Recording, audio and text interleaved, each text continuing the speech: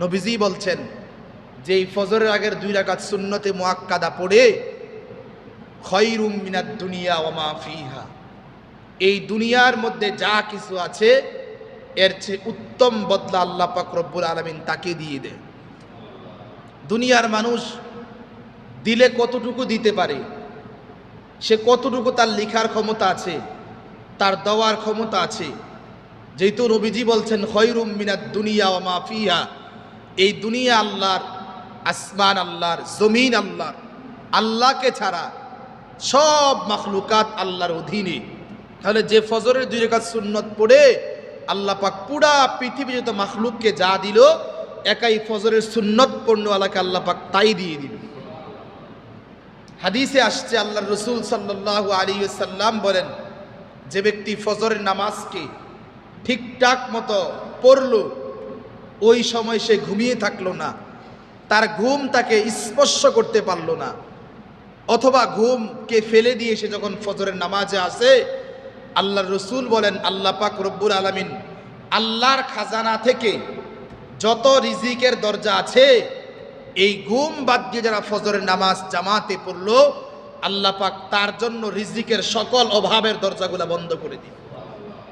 নবীজি সাল্লাল্লাহু আলাইহি সাল্লামের আরেক হাদিসে আসছে, যারা এই সকালবেলা ঘুমকে ত্যাগ করে আল্লাহর ইবাদতে মগ্ন হয়ে যায়, নবীজি সাল্লাল্লাহু আলাইহি ওয়াসাল্লাম বলেন হালাল রিজিকে আল্লাহ পাক রব্বুল আলামিন তাকে পরিপূর্ণ বরকত দিয়ে দিবেন।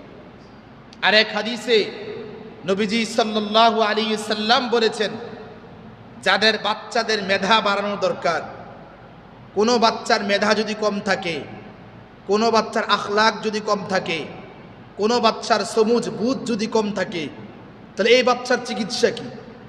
এই বাচ্চার কোনো চিকিৎসা নাই। ডাক্তারি হাইসিয়তে মেধা বাড়ার কোনো চিকিৎসা নাই, যেগুলো আছে ফালতু চিকিৎসা। কোরআন সুন্নাহ ভিত্তিক চিকিৎসা ছাড়া ডাক্তারি হাইসিয়তে মেধা বাড়ার কোনো চিকিৎসা নাই। যেগুলো আছে কি চিকিৎসা বলেন? এটা ফালতু কইছে আর কি।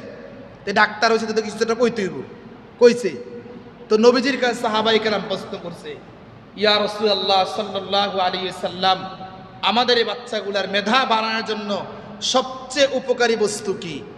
নবীজি সাল্লাল্লাহু আলাইহি সাল্লাম বলছেন, যখন তোমাদের বাচ্চাগুলাকে ফজরের ঘুম থেকে বিরত রেখে আল্লাহর ইবাদত ফজর নামাজে মগ্ন করে দিবা, আল্লাহ পাক তোমাদের বাচ্চাদের মেধার মধ্যে, আখলাকের মধ্যে, তার সমুজের মধ্যে আল্লাহ পরিপূর্ণ বরকত দিয়ে দিবে।